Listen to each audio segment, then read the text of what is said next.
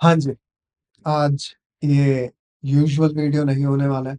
ये एक अलग तरीके का वीडियो है, एक स्पेशल वीडियो है। ये हमारे इंडियन आर्मी के एक्शन को सेलिब्रेट करने के लिए है, जो ऑपरेशन सिंदूर हुआ है, उसके लिए है और जिस तरीके से हमारी गवर्नमेंट ने हमें जो एश्योरेंस दिया था कि हम इस तरीके के टेररिज्म को अब लाइटली नहीं लेंगे या फिर इस गवर्नमेंट को मेरे जैसे लोगों ने जिस वजह से वोट दिया था, इस गवर्नमेंट ने वो करके दिखाया। इस बार पहलगाम हुआ, अनफॉर्चुनेट था कि वो इंसिडेंट हुआ। 22 अप्रैल को पहलगाम होता है और आज 7 मई, जब पूरा हिंदुस्तान सो रहा था, रात को ये न्यूज़ आती है और अभी सुबह होने के बाद जिस तरीके से लोग बाहर निकल के आएँगे, जिस तरीके से अब तक हमारे इंडियन गवर्नमेंट और इंडियन आर्म्ड फोर्सेस को जिस तरीके से स्ट्रैटेजी बनाने में जो टाइम लगा है, उतने के बीच में जिस तरीके के दोगले और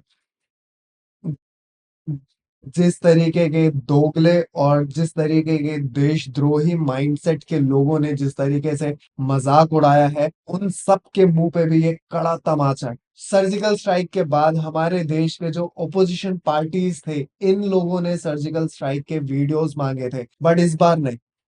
इस बार वीडियो हमारी गवर्नमेंट से नहीं मांगा जाएगा क्योंकि पाकिस्तान वालों ने वो वीडियोस खुद ही रिलीज कर दिए हैं और अब तो वर्ल्ड मीडिया में भी ये न्यूज चल रही। अभी बज रहे हैं सुबह के 5:12 जब मैं ये वीडियो बना रहा हूँ और ये नॉर्मल व्यूज और उन सब चीजों के लिए नहीं। यहाँ पे हम हमारे इंडियन आर्मी के एक्शंस को सेलिब्रेट करने आए हैं। अनफॉर्चुनेट रहेगा, मैं तब से सोच रहा था कि इसको मैं किस हिसाब से बोलूं, मतलब किस वर्ड से एड्रेस करूं, कि मैं सेलिब्रेट करने आ रहा हूं या फिर हम रिवेंज ले चुके हैं। और टू बी ऑनेस्ट, जिस तरीके से हमारे इंडियन आर्म फोर्सेस ने जिस तरीके से अपने ट्विटर अकाउंट पे जस्टिस इज सर्व्ड लिखा है, उससे बेटर हम कुछ कोट नहीं कर सकते। बट जिस तरीके से नाइट टारगेट्स को हिट किया गया है और सुबह हमें बाकी डिटेल्स मिल जाएंगे। हमारी कंट्री में ये सब न्यूज़ चल रहे थे कि मॉक ड्रिल्स होने वाले हैं, हमने कई डैम्स पे पानी रोक दिए हैं और जिस तरीके से हम इस बार एक्शन लेने के मूड में हैं, इस तरीके का ही रिस्पॉन्स चाहिए क्योंकि बहुत हो गया। मतलब हम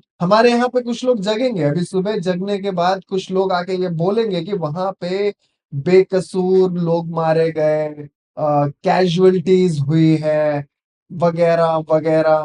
निकलेंगे कुछ लोग जिनका दिल ह्यूमैनिटी के लिए बहुत ज्यादा धड़कता होगा, बट वो इंडियन ह्यूमैनिटी के लिए नहीं धड़कता। यहाँ हमारे इंडियन ह्यूमंस के लिए उनका दिल नहीं धड़कता है। तब हम हमारे आर्म फोर्सेस को ब्लेम कर देंगे, बट इस तरीके के एक्शन के बाद कुछ लोग निकलेंगे जिनके दिलों में वो दर्द होगा उनको।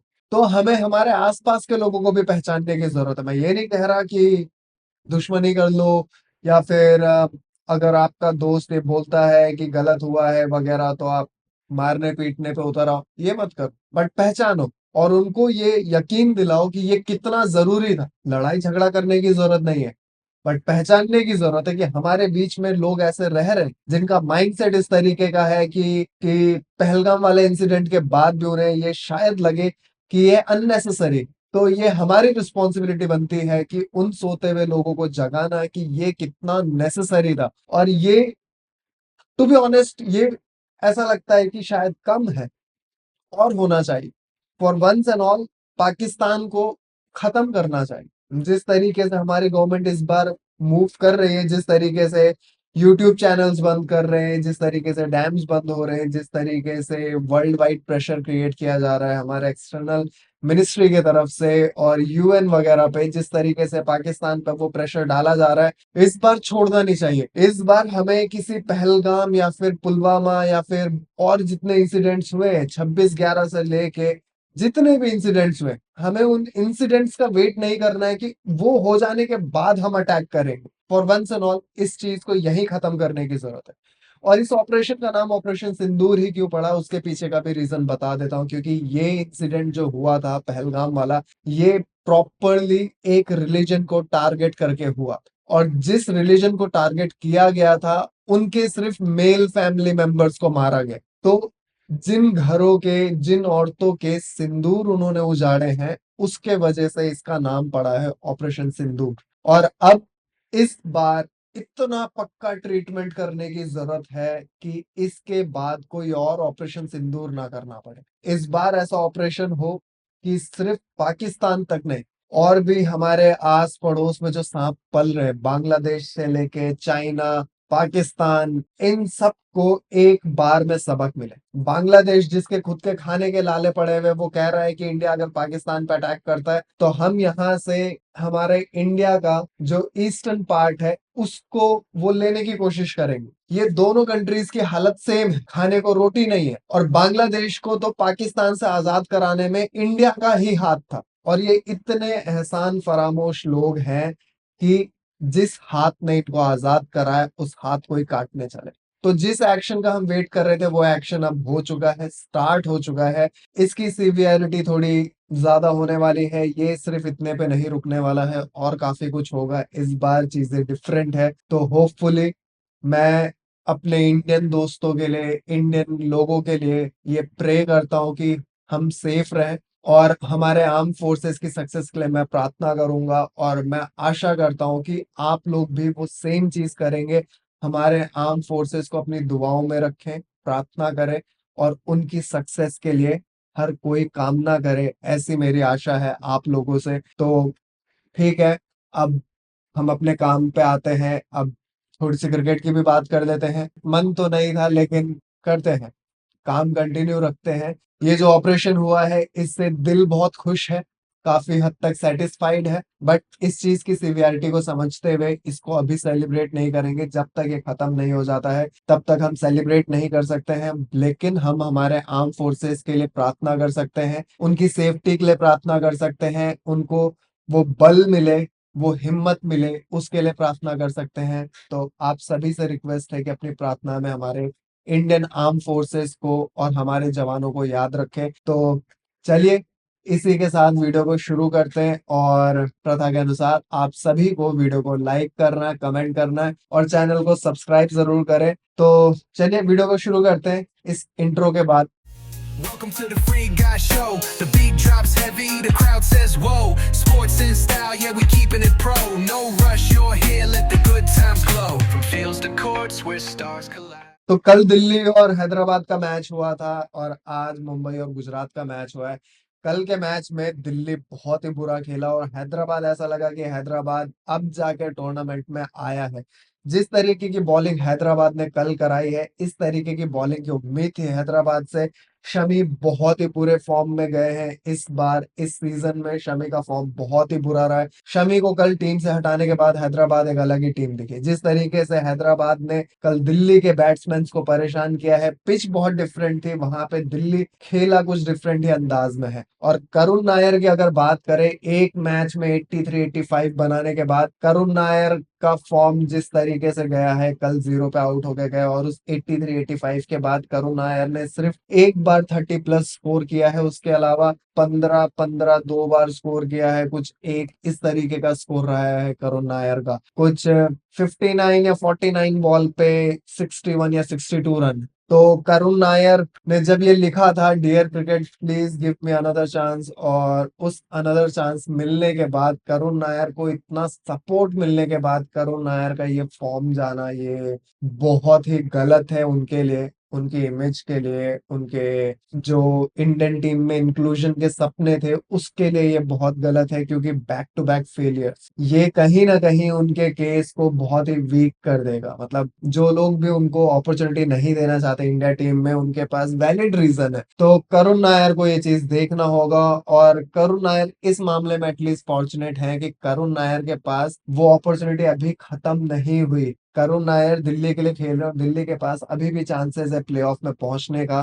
और लास्ट मैच में दिल्ली को एक पॉइंट मिलने के बाद दिल्ली के पास अब वो एक एज है जो बाकी टीमों के पास नहीं है। क्योंकि कल अगर दिल्ली हार जाता, जो कि ऐसा लग रहा था, जिसकी ज्यादा पॉसिबिलिटी थी कि दिल्ली हार जाएगी कल का मैच, वहां पे दिल्ली को एक पॉइंट मिलना ये एडवांटेज है। और अनफॉर्चुनेट रहा हैदराबाद की, कल एक पॉइंट मिलने के बाद हैदराबाद ऑफिशियली थर्ड टीम बन गया है, जो कि एलिमिनेट हो गया आईपीएल 2025 से। अब दिल्ली के पास ये बहुत अच्छा चांस है। कल दिल्ली की तरफ से ना करुण नायर चले, ना अभिषेक पुरेल, केएल राहुल भी नहीं चले, अक्षर पटेल नहीं चले। और कल एक चीज के बारे में मैं बात करना चाहता हूँ कि आशुतोष शर्मा को दिल्ली ने लास्ट में भेजा। ठीक है। विपराज निगम नो डाउट बहुत अच्छा प्लेयर है, बहुत अच्छी बैटिंग कर रहा है, लेकिन बैटिंग के मामले में अगर कंपेयर करें तो आशुतोष शर्मा से बेटर नहीं। इस सीजन में आशुतोष शर्मा ने आपको लखनऊ वाला मैच सिंगल हैंडेडली जिता के दिया था, और दिल्ली का ये जो बुरा फॉर्म चलना शुरू हुआ है, दिल्ली जब से हारना शुरू हुआ है, वो मैच था मुंबई के अगेंस्ट जहां पे ये बैक टू बैक रनआउट्स हुए, और उसी मैच के बाद मुंबई एक अलग फॉर्म में दिखा है और दिल्ली एक अलग फॉर्म में दिखा है। तो आशुतोष शर्मा को विपराज निगम के बाद भेजना, ये चीज मुझे समझ नहीं आई, इसके पीछे का स्ट्रेटेजी मुझे समझ में नहीं आया कि दिल्ली इस वाले डिसीजन पे किस तरीके से सोच रहा था, क्योंकि कंपैरेटिवली अगर बैटिंग की स्किल की बात करें तो आशुतोष शर्मा के पास बेटर स्किल्स है, और विपराज निगम से पहले अगर वो आते तो वो इनिंग को और अच्छा बिल्ड कर सकते थे, इनिंग को वो और अच्छा पेस कर सकते थे, उनके और ज्यादा रन होते और ट्रिस्टन स्टब पे भी कम प्रेशर आता। और कल ट्रिस्टन स्टब से जो गलती हुई, वो जो रन आउट विपराज निगम को कराया है, बहुत अनफॉर्चुनेट था। वो ग्राउंड के शोर को दिखाता है कि ग्राउंड में कितना शोर होता है, कि आपको अपने पार्टनर के कॉल्स नहीं सुनाई देते, और जिस तरीके से ट्रिस्टन स्टब मुंडी नीचे करके भागा था, वो फुल ऑन कमिटेड था, और दिमाग में सिर्फ एक चीज चल रही थी कि बहुत क्लोज कॉल है और रन आउट हो सकते हैं। विपराज निगम ने ना बोला, लेकिन वो सर नीचे करके जिस तरीके से भागा है, वो सीधे विपराज निगम के बगल में पहुंच के ही मुंडी ऊपर हुई है। बहुत ही अनफॉर्चुनेट था विपराज निगम, लेकिन कल दिल्ली ने जिस तरीके से खेला, दिल्ली के पास पॉजिटिव ढूंढने भी जाए तो सिर्फ एक ही निकलेगा, आशुतोष शर्मा। अदरवाइज दिल्ली के पास कल कोई पॉजिटिव नहीं। ट्रिस्टन स्टब ने भी बहुत ही फंसा हुआ क्रिकेट खेला है, बिल्कुल फ्लो आया नहीं बैटिंग में, वो फॉर्म का या वो टच का। तो दिल्ली के पास अगर पॉजिटिव्स देखने भी जाएंगे तो ज्यादा पॉजिटिव्स है नहीं। तो कल वाला मैच तो अगर देखा जाए तो सीधे सीधे एसआरएच का था, और लकी रही दिल्ली कि बारिश हो गया और मैच ही नहीं हो पाया। और आज के मैच में भी गुजरात वर्सेस मुंबई, गुजरात ने एक अच्छा टॉस जीता, मुंबई को पहले बैटिंग करने बुलाया, और मुंबई ने जिस तरीके से बैटिंग स्टार्ट किया, रिकल्टन पहले ही आउट होके चला गया, विल जैक्स आया था, विल जैक्स का कैच छूटता है, रोहित शर्मा आज बहुत जल्दी आउट होके गए, रोहित शर्मा के आउट होने के बाद अब सूर्य कुमार यादव आते हैं, तो सूर्य कुमार यादव के दो कैचेस छूटते हैं, उसके बावजूद मुंबई सिर्फ 155 या 56 ही स्कोर कर पाता है। अब यकीन मानेंगे कि विल जैक्स का एक कैच छूटता है, सूर्य कुमार यादव के दो कैच छूटते, उसके बाद भी जीटी का कमाल का कमबैक रहा, और जिस तरीके से जीटी ने आज बॉलिंग कराई है, सबसे पहले तो अप्रिशिएट करना होगा शुभमन गिल की कैप्टनसी को, जिसको बहुत ज्यादा क्रेडिट नहीं मिला, बट अब शुभमन गिल के कैप्टनसी को वो क्रेडिट मिलना चाहिए जो वो डिजर्व करते हैं। डेफिनेटली आशीष नेहरा का बहुत ज्यादा कंट्रीब्यूशन है, लेकिन ऐसा नहीं है कि शुभमन गिल का उसमें से ना हो। शुभमन गिल बस आंख बंद करके आशीष नेहरा के गाइडेंस को फॉलो कर रहे हैं। शुभमन गिल का खुद का भी ब्रेन कैप्टनसी में लग रहा है, उसके भी इनपुट्स होंगे, कुछ डिसीजन उसके होंगे, कुछ डिसीजन कोच के होंगे, और ऐसा ही होता है। और ऑन द ग्राउंड तो शुभमन गिल ही सारे चेंजेस बना रहे, तो शुभमन गिल की कैप्टनसी को अप्रिशिएट करना बनता है। और कल गुजरात के बॉलर्स ने जिस तरीके से बॉलिंग कराई है, गुजरात ने कुछ 6 बॉलर्स को यूज किया है और 6 के 6 विकेट लेके गए। प्रसिद्ध कृष्णा इनके पास पर्पल कैप है, साई सुदर्शन कल बहुत जल्दी आउट होके गए, बट ऑरेंज कैप अभी उन्हें मिली नहीं है, अभी शायद सूर्य कुमार यादव के पास ऑरेंज कैप है, बट पर्पल कैप प्रसिद्ध कृष्णा कमाल का सीजन जा रहा है। और सिराज, जिसको लेके इतनी बातें हो गई थी आईपीएल 2025 से पहले, जिस तरीके का कमबैक सिराज ने किया है, कमाल। और साई किशोर, जिसके बारे में बहुत बातें हो रही हैं, और जिस तरीके की बॉलिंग करा रहा है बंदा, वॉशिंगटन सुंदर के होते हुए, राशिद खान के होते हुए, अपने आप को अपनी बॉलिंग स्किल से जिस तरीके से वो अपना नाम लेने पे मजबूर कर रहा है लोगों को, hats off to his form, hats off to his performance. कमाल की बॉलिंग कर रहा है। और राशिद खान गुजरात का जो इकलौता कंसर्न था अब तक कि राशिद खान का फॉर्म नहीं आ रहा है, कल 4 ओवर में कुछ 21 रन और 1 विकेट लिया है, तो कल राशिद खान एटलीस्ट अपने फॉर्म में वापस दिखना शुरू हो गया, और ये बहुत अच्छा इंडिकेशन है प्लेऑफ के इतने पास पहुंच के, कि उनका जो एक्स फैक्टर बॉलर है स्पिन डिपार्टमेंट में, वो अपने फॉर्म को अचीव कर पा रहा है, या फिर वो अपने फॉर्म में बस आना शुरू हो गया है। और उसके बाद जब मुंबई की बॉलिंग आती है, मुंबई ने जिस तरीके से बॉलिंग स्टार्ट किया, दीपक चहर को स्विंग मिल रही थी लेकिन विकेट नहीं मिला, और ट्रेंट बोल्ट आते हैं और साई सुदर्शन को आउट करते हैं, उसके बाद गिल और बटलर के बीच में वो पार्टनरशिप लगी। 5 ओवर के अंदर एक बार को जब ऐसा लग रहा था कि बारिश की वजह से शायद मैच रुक जाए, वहां पे गुजरात बिल्कुल पैनिक नहीं किया, बिल्कुल डीएलएस स्कोर के तरफ गए नहीं। बुमराह को भी ओवर आ गया और गुजरात ने बहुत संभल के खेला, विकेट नहीं गिरने दिया। रन डेफिनेटली कम बनाए लेकिन बहुत सेंसिबली खेला। लेकिन उसके बाद सेकंड टाइम आउट के बाद ये आते हैं और उसके बाद उस मोमेंट पे गुजरात आगे था, डीएलएस में 4 रन से आगे था। लेकिन उसके बाद शुभमन गिल जिस तरीके से आउट होके जाते हैं और जॉश बटलर, कल मुंबई ने भी कैचेस छोड़े, तिलक वर्मा ने इतना इजी कैच छोड़ा है शुभमन गिल का। और एक बार फिर जो हर कोई जिसके बारे में बात कर रहा था कि गुजरात का अगर टॉप 3 अगर परफॉर्म नहीं करता है तो गुजरात बहुत वनरेबल हो जाता है, गुजरात का मिडिल ऑर्डर मैच को फिनिश नहीं कर सकता, बहुत ज्यादा इनएक्सपीरियंस मिडिल ऑर्डर है गुजरात का। जिस तरीके से बटलर के आउट होने के बाद रदरफोर्ड आया था और जिस तरीके से रदरफोर्ड और शुभमन गिल बैटिंग कर रहे थे, ये दोनों मैच को ऑलमोस्ट लेके चले गए थे। लेकिन उसके बाद बुमराह को आप गेम से बाहर कैसे रख सकते हैं? बुमराह ने जिस तरीके से शुभमन गिल को बोल्ड मारा है और उसके बाद अश्विनी कुमार ने जिस तरीके से रदरफोर्ड को एलबीडब्ल्यू किया, ये मैच पूरी तरीके से टर्न हो गया। इस मैच में जहां एक बार को लग रहा था कि वन साइडेड खत्म होगा शुभमन गिल और रदरफोर्ड की वजह से, अचानक से इस मैच में जान आती है। और उसके बाद शाहरुख खान,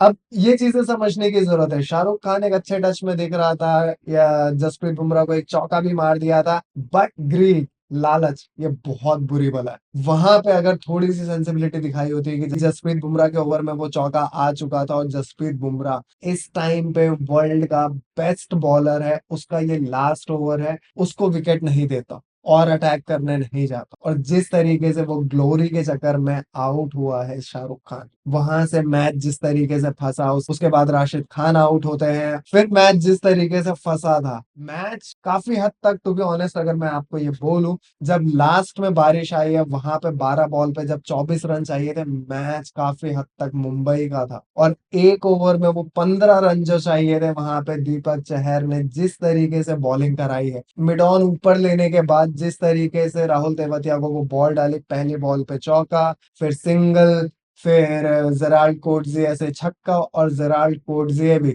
वो बाउंसर आने पे रैंप शॉट मार सकते थे, लेकिन वो ग्लोरी शॉट पुल लगाया और जिस तरीके से आउट हुए, वहां पे भी मैच फंस गया था। लास्ट में भी हार्दिक पांड्या ने अगर डायरेक्ट हिट मारने की कोशिश नहीं की होती, सूर्य कुमार यादव के हाथ में बॉल दिया होता, तो वहां पे वो रन नहीं था। वहां पे मुंबई सुपर ओवर जा सकता था या फिर नहीं भी जा सकता था, वो शायद आज हमें पता चल जाता कि डीएलएस में सुपर ओवर होता है कि नहीं होता है। अगर गुजरात 14 रन बनाता तो क्या मुंबई जीत जाता, ये आज हमें पता चल जाता, but we will never know जब तक ये चीज होती नहीं है। तो अगर आप में से किसी को पता है कि अगर गुजरात 14 रन बनाता तो क्या सुपर ओवर होता या नहीं होता, अगर आपको पता है तो कमेंट सेक्शन बिल्कुल खुला है, फ्री है, आके जरूर बताना। तो आज के वीडियो के लिए इतना ही।